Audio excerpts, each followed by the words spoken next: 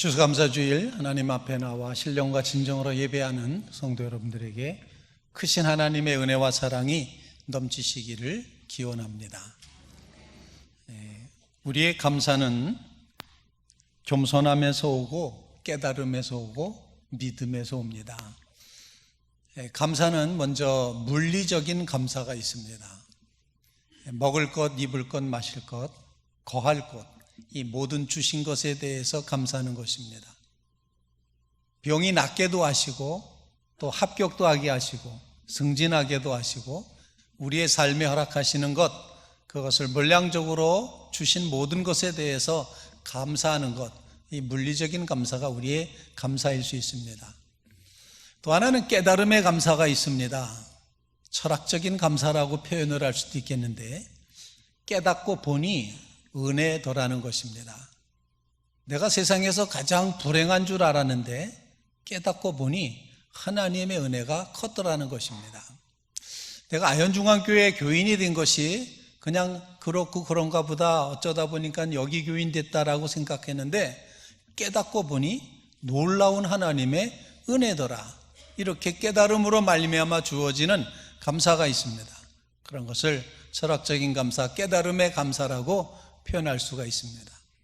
또 하나의 감사가 있습니다. 신학적인 감사라고 말할 수 있는 것인데, 예수 그리스도께서 십자가에 달려 죽으심으로 나를 죄 가운데서 죽을 수밖에 없는 그 죄의 자리에서부터 풀어 자유하게 하시고 하나님께서 허락하신 천국 확신을 갖게 하시고 천국 구원과 영생을 얻게 하셔서 너는 내 것이라, 내가 너를 위해서 십자가 내 아들 독생성자를 내어줬다 말씀하시면서 완전히 새로운 존재로 바꿔주신 것에 대한 그런 것을 고백하면서 감사하는 것을 신학적인 감사라고 그렇게 이름을 붙여볼 수 있겠습니다.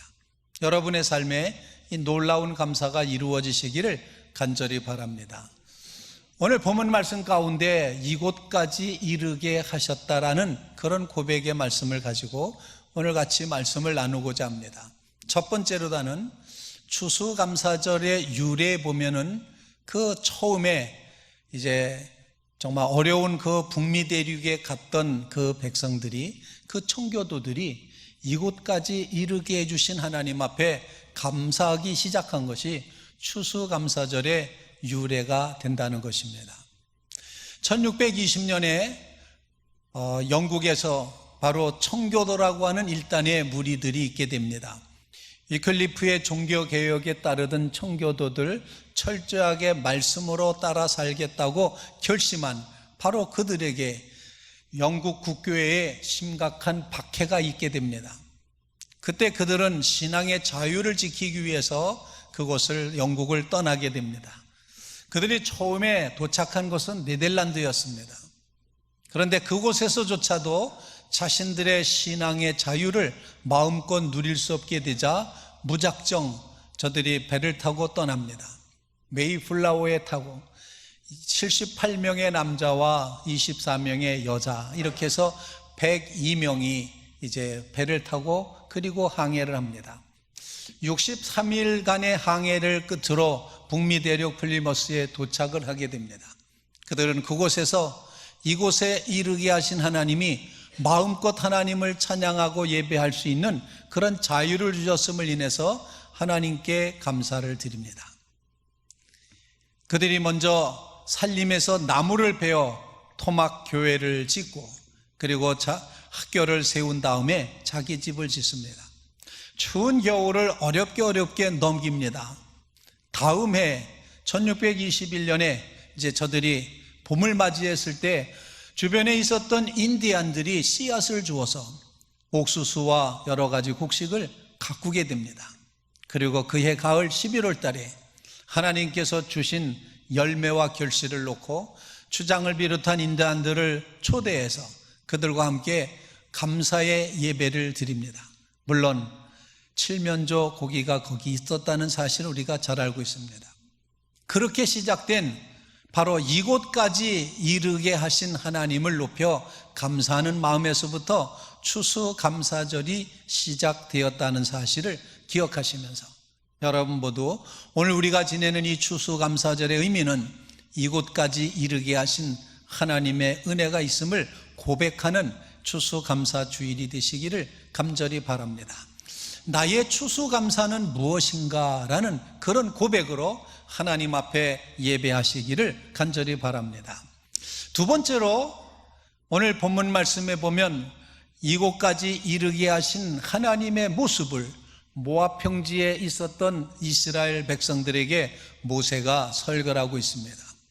이곳까지 이르게 하신 하나님의 모습, 즉 하나님께서는 그 백성을 애굽의 압제에서부터 풀어 자유케 하시는 출애굽을 허락해 주셨습니다. 출애굽하고 열흘 만에 저들은 이제 호렙산을 거쳐서 가데스 바네아라는 그런 지역에 도착을 했었습니다. 그런데 성경은 가데스 바네아에서 있었던 일을 반역 사건으로 해석을 하고 있습니다. 즉 가데스 바네아에서 저들이 앞에 보이는 가나안 땅을 보면서 하나님께서는 들어가 취하라 내가 너희에게 주었다 말씀하셨지만 그 백성들은 우리가 한번 올라가 봐야 되겠다 12명의 정탐꾼을 보내게 되고 그 일을 모세도 좋게 생각을 해서 정탐하고 보고하는 그런 일을 하게 됩니다. 그런데 그것이 실제로는 하나님의 명령을 거역하는 것이었고 하나님의 능력을 무시하는, 그리고 인간적인 노력을 강구해 보는 그런 모습이었기 때문에 하나님께서 심하게 노여워하셨습니다. 더더군다나 정탐 보고를 들은 그 백성들은 그 땅으로 들어가기를 거절하고 그리고는 하나님을 향하여 원망하며 불평하였다는 것입니다. 오늘 본문에 보면은 장막에서 저들이 불평했다, 원망했다 이런 표현이 나옵니다. 집집마다 다 하나님 앞에 요즘 말로 굼시렁 거리면서 원망하고 불평했다는 것입니다. 그때 하나님께서 진노하셔서 출애굽한 제1세대들은 다 광야에 묻어버리시겠다고 말씀을 하십니다. 여호수아와 갈렙에는 가나안 땅에 들어갈 자가 없다고 말씀을 하십니다. 그런 일이 이루어진 이 가데스 바네아 이제 반역 사건 이순이 불과 열흘 정도면 도착할 수 있는 모압 평지까지의 거리를 이 반역 사건으로 인하여 그 백성들이 38년 동안이나 광야를 헤매게 된 것이었습니다. 이제 38년이 지났습니다. 하나님께서는 그 선조들을 다 광야에 묻으셨습니다. 저들의 통곡하는 소리에도 귀를 기울이지 않으셨습니다. 그러나 이제 다음 세대인 백성들에게 하나님께서는 이미 언약하셨던 그 언약을 기억하시고 가나안 땅을 허락하시는 그런 장면입니다. 모세는 이제 이 백성, 즉 가나안 다음 세대, 가나안 이 광야에서부터 태어난 다음 세대인 사람들이 가나안 땅에 들어가서 정복 전쟁을 해야 됩니다.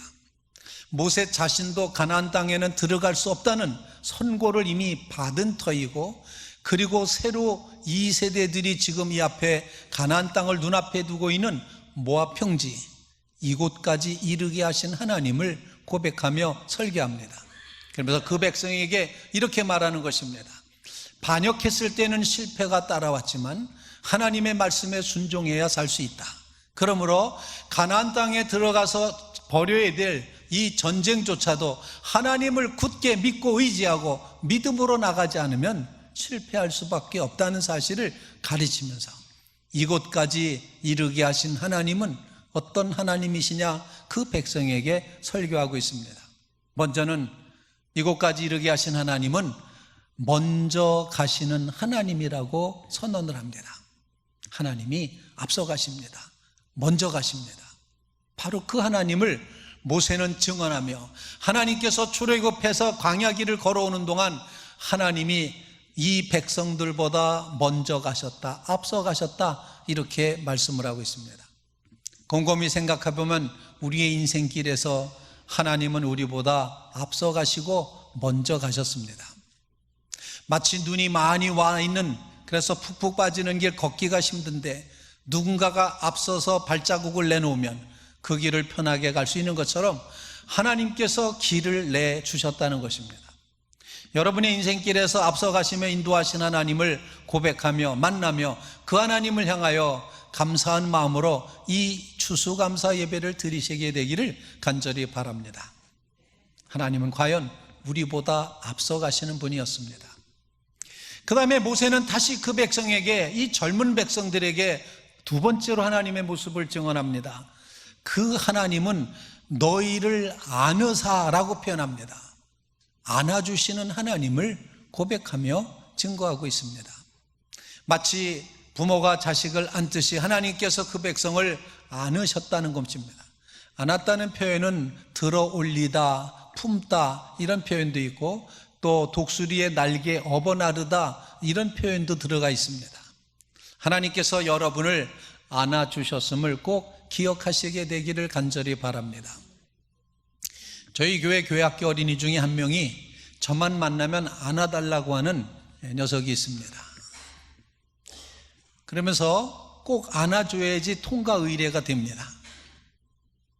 그러면서 그 어린이를 이렇게 안으면 애가 푸짐해요. 그래서 이렇게 안아주면 굉장히 본인이 기뻐하고 좋아합니다. 할머니가 말하기를 얘는 목사님이 안아주는 것 때문에 교회 와요. 이제 그렇게 말할 정도입니다. 그런데 하나님께서 우리를 안아주신다는 사실, 얼마나 놀랍고 행복하고 즐거운 것인지 모릅니다. 하나님이 여러분을 안아주시면 여러분의 문제가 무엇이든지, 여러분의 아픔이 무엇이든지, 여러분의 계획이 무엇이든지 하나님이 여러분을 안아주실 때, 그때 힘있고 용기가 생기고 또 새로운 기쁨과 감사가 채워지게 될 것입니다. 하나님이 여러분을 안아주십니다. 독수리의 날개에 업어나르듯이 여러분을 그렇게 안아서 옮겨주신다는 것. 하나님이 우리를 안고 있는 안에는 적군이 공격해와도 소용이 없습니다. 왜냐하면 우리는 하나님의 품 안에 있기 때문입니다. 모세는 그 백성들에게 하나님이 너희를 안아주셨다, 안아서 옮기셨다, 이렇게 증언을 하고 있습니다. 사랑하는 성도 여러분, 안아주신 하나님 앞에 추수감사의 감사의 마음으로 나아가시기를 주님의 이름으로 부탁을 드립니다. 모세는 또 말합니다. 너희를 이곳까지 인도해 주신 그 하나님은 너희의 갈 길을 지도하신 하나님이시다. 갈 길을 지시하신 자라, 이렇게 33절 말씀에 증언을 하고 있습니다. 하나님께서 우리의 미래를 열어주셨습니다. 가야 할 길을 열어주시는 것입니다. 수능시험을 치러놓고 어디로 가야 될까 이렇게 고민하며 기도할 때 하나님께서 길을 열어주십니다. 갈 길을 지도해 주십니다. 여러분의 삶 가운데 앞길을 인도하시는 하나님을 굳게 믿으며 그 하나님 앞에 감사함으로 서실 수 있기를 주님의 이름으로 부탁을 드립니다. 세 번째로, 이렇게 하나님 앞에, 이곳까지 인도하신 하나님 앞에 우리가 어떤 자세, 어떤 태도로 살아가야지 되겠는가를 사도 바울은 데살로니가 전서에서 오늘 우리에게 말씀으로 증언해 주고 있습니다. 바로 앞부분에는 이웃과 우리가 겸손과 사랑으로 화평을 누리며 살아가야 되는 사실을 말씀한, 선언한 사도 바울이 이제 하나님과의 관계에서 하나님의 택함을 받은 하나님의 백성으로서 어떤 자세를 가져야 될지를 세 가지로, 그야말로 우리가 잘 아는 3대 강령으로 우리에게 가르쳐 주는 것입니다. 천국 복음과 천국 구원을 얻고 영생을 얻은 하나님의 백성으로서 먼저는 항상 기뻐하라고 말씀하고 있습니다. 기쁨이라는 감정은 자발적인 감정이기 때문에 남이 강요할 수 없는 것인데 불구하고 기뻐하라고 명령을 하고 있습니다. 이것은 강요라기보다 당연히 기뻐해야 될 당위성이 있다는 사실을 우리에게 증거해 주고 있는 것입니다. 죽을 수밖에 없는 죄인이었습니다. 죽어 마땅한 죄인입니다. 불구하고 예수 그리스도의 십자가의 보혈의 능력과 권능으로 우리를 새 생명 얻는 그리스도 안에서 새로운 피조물이 되게 만들어 주셨습니다. 하나님 나라 천국 구원을 얻은 백성으로 영생을 소유한 사람으로 이 땅에 우리가 잠시 살고 있지만 이 삶은 일시적일 수밖에 없는 삶입니다. 그러므로 나는 하나님 나라 천국 구원 영생을 차지하고 있는 사람으로서 당위성을 가지고 하나님 앞에 기뻐함으로 살 수 있다는 것입니다. 그러므로 항상 기뻐하라. 여러분, 이 기쁨으로 하나님 앞에 나아가시게 되기를 주님의 이름으로 축원을 드립니다. 항상 기뻐하는 자리에 여러분의 삶의 자리를 꼭 세워가시기를 간절히 바랍니다. 두 번째로다는 쉬지 말고 기도하라고 말씀을 합니다. 잘 알고 있는 내용입니다. 우리가 천국 백성으로 구원받은 것이 확실합니다. 그럼에도 불구하고 우리가 천국 백성, 하나님의 소유된 바 된 주의 백성임에도 불구하고 우리는 세상 끝날까지 이 땅에서 우리가 살아야 됩니다. 그러므로 이 땅에 살 때 우리는 여전히 우리 자신이 의롭다 인정함을 받았지만 내가 의인은 아니지 않습니까? 그러므로 여전히 모자라고 부족하고 허물됩니다. 넘어지고 쓰러지고 우리의 이 신앙의 곡선은 사인과 코사인 곡선으로 들쭉날쭉하면서 올라갔다 내려갔다 올랐다 내리면서 씨름을 하고 있습니다. 그렇기 때문에 연약한 우리로서는 하나님의 도움이 필요합니다. 하나님이 함께 도와주셔야 됩니다. 이 고백으로 끊임없이 주님 앞에 쉬지 말고 기도해야지 된다는 사실입니다. 하나님, 우리가 구원받은 백성 삼아주신 것 감사합니다. 그런데 이 땅을 살 때 내 힘만 가지고는 되지 않기 때문에 주의 성령께서 우리를 도와주십시오. 하나님이 필요합니다. 하나님의 도움 없이는, 하나님의 은총이 없이는 인간의 삶이 불가능합니다. 하나님, 우리의 기도를 들으시옵소서. 하나님을 기도로 호흡하며 살아가는 믿음의 성도들이 다 되시기를 주님의 이름으로 부탁을 드립니다. 무호흡증이라는 병명이 있는 것을 봤습니다. 무호흡증. 주무시다가 갑자기 호흡이 없어져요. 그럼 옆에서 있는 사람은 죽었나? 그런데 어느 시간 되면 푹 하고 숨을 내쉽니다. 아, 살았구나. 그러다가 또 어느 시간 되면 또 호흡이 없어져요. 이렇게 무호흡증이라는 질병이 따릅니다. 사랑하는 성도 여러분, 우리 영혼에도 혹시 무호흡증이 있진 않을까요? 쉬지 말고 기도하라. 하나님 앞에 영적인 호흡을 가지라. 분명히 말씀하셨는데 우리가 무호흡증으로 살고 있진 않은가? 이런 반성을 하면서 주님 앞에 쉬지 말고 기도함으로 나는 주님이 필요합니다. 주님 도와주십시오. 주님이 우리와 함께 해주셔야 됩니다. 내 힘 가지고 걸을 수가 없습니다. 나를 버텨주시고 나와 동행하여 주십시오. 하나님, 나는 하나님이 필요합니다. 이 절박한 기도로 쉬지 말고 기도함으로 나가는 믿음의 성도들이 꼭 되시기를 주님의 이름으로 부탁을 드립니다. 또 사도 바울은 지금 박해 가운데 있는 데살로니가 교우들을 향하여서 범사에 감사하라고 그렇게 말씀하고 있습니다.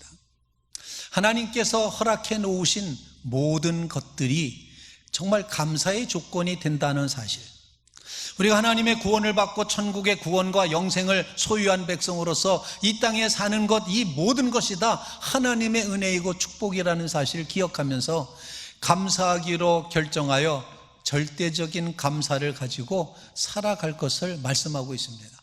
범사에 감사하라. 높아 있든지 낮아 있든지 어렵든지 편하든지 어떤 일 가운데서도 감사하라고 그렇게 말씀을 하고 있습니다. 범사에 감사할 수 있는 믿음의 성도들 꼭 되시기를 주님의 이름으로 축원을 드립니다. 안델센의 동화 가운데 이런 얘기가 있어요. 제목이 썩은 사과라는 그런 제목의 동화가 있습니다. 썩은 사과. 시골에 노 부부가 사시는데 이분들은 참 행복하게 사십니다. 별로 가진 것은 없지만 소유의 전 재산이라 봤자 말 한 필뿔이 없습니다. 그런데도 굉장히 행복하게 사는 부부가 있었습니다. 하루는 할머니가 할아버지한테 부탁을 합니다. 이 말을 가지고 나가서 시장에 가지고 나가서 더 좋은 것으로 바꿔 가지고 오십시오. 그렇게 부탁을 합니다. 할아버지가 말을 끌고 시장에 나갔습니다. 이렇게 바꿀 것을 찾다가 할아버지가 암소랑 말이랑 바꿨습니다. 그러다 또 보니까는 양이 그래도 더 쓸모 있어 보여서 이제 암소와 양을 또 바꿨습니다. 양을 바꾸고 그렇게 보니까 또 암탉이 있는 거예요. 그래서 양과 또 암탉을 바꿨습니다.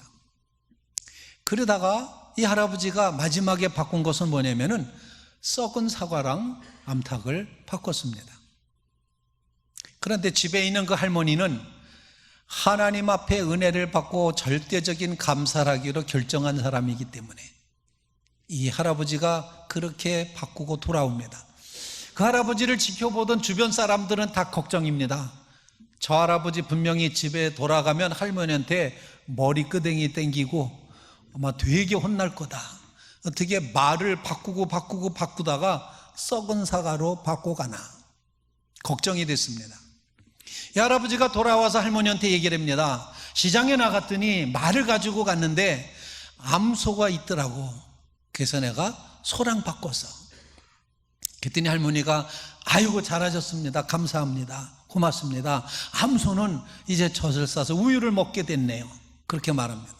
그런데 암소를 가지고 있다 보니까는 양이 보이는 거야. 그 양과 바꿨어. 그랬더니 또 할머니가 잘하셨다고 고맙다고 감사하다고 하면서 양도 우유를 낼 수 있고 양이 죽으면 나중에 옷을 입을 수 있고 얼마나 감사한지 모른다고 그렇게 말합니다. 그런데 내가 그 양과 암탉과 바꿔서 할머니가 또 박수를 치면서 좋아합니다. 암탉은 달걀을 낳지 않습니다. 달걀을 먹을 수 있고 우리가 달걀을 잘 품어가지고 그거를 부화시키면은 우리가 혹시 양계장을 할 수도 있겠다고 그러면서 하나님께 감사하다고 감사했습니다. 그런데 말이야 내가 그 암탉과 썩은 사과를 바꿔서 그렇게 말했습니다. 그런데 이 할머니가 더 감사하면서 이렇게 말하는 겁니다. 정말로 감사 잘했다 그러면서 하는 말이 내가 오늘 아침에 이 옆집에 파 한 뿌리를 빌리라 꽂달라고 파 한 뿌리를 빌리라 갔더니 그 집이 뭐라고 말하는 거 아니? 파 한 뿌리는커녕 썩은 사과도 없다고 이렇게 말했는데 내가 그 집에 썩은 사과를 빌려줄 수 있게 돼서 너무 고맙고 감사하다고. 사랑하는 성도 여러분, 절대적인 감사, 감사하기로 결정하고 하는 감사, 이것도 감사하고 저것도 감사하고 주신 것도 감사하고 안 주신 것도 감사하고 살리셔도 감사하고 죽이셔도 감사하다는 이 감사의 고백이 추수감사절 우리의 감사가 될 수 있기를 간절히 바랍니다. 이 감사가 퍼져나가는 추수감사 주일이 되시기를 주님의 이름으로 축원을 드립니다. 같이 기도드리겠습니다.